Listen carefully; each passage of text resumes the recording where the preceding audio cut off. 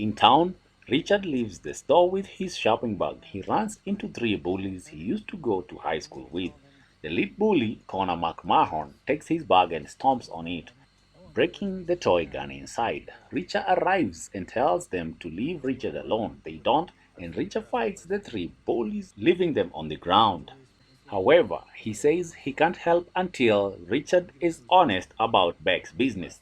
Richard still hesitates, saying if anyone learns he talked, they'll come after him.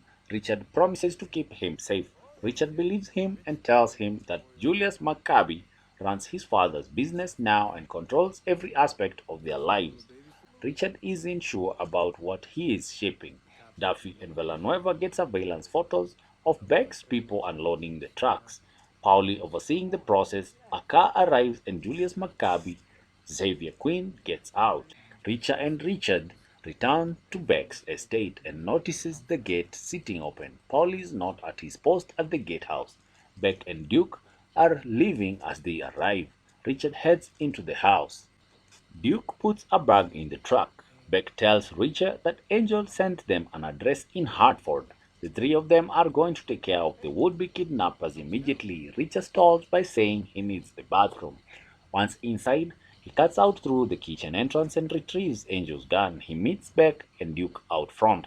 Beck promises him a bonus if he does well on this job.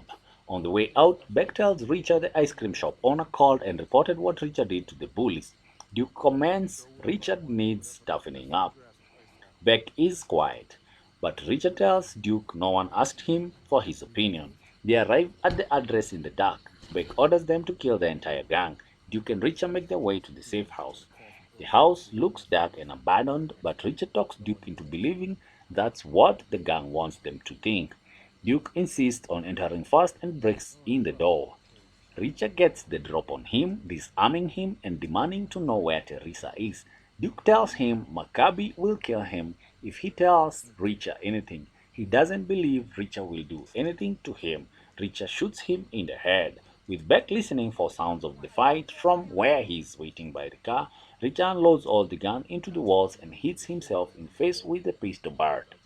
Loading the microwave with aerosol cans, he sets the timer for 30 seconds and evacuates.